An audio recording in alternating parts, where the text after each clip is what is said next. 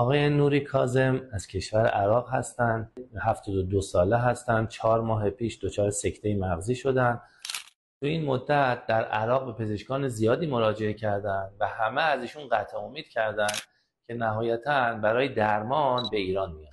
وقتی به بنده مراجعه کردند با ویلچر اومدن، طرف چپ بدنشون کاملا فلج بود، کنترل ادرار مدفوع نداشتن، خیلی بیقرار بودن.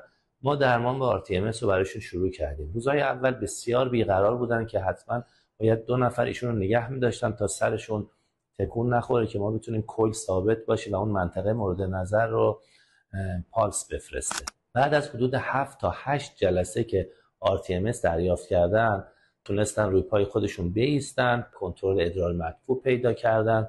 امروز جلسه 13 درمانشون هست که هیچ محدودیت حرکتی در 4 اندام ندارن و بدون هیچ گونه کمک و یا واقع به تنهایی میتونن راه برن. بیقراری اصلا ندارن و کاملا هوشیار و آگاهی به زمان و مکان دارن. اختلال تکلم، اختلال بلع و اختلال حافظه به طور کامل برطرف شده و میتونن مثل قبل صحبت کنن و ارتباط برقرار کنن.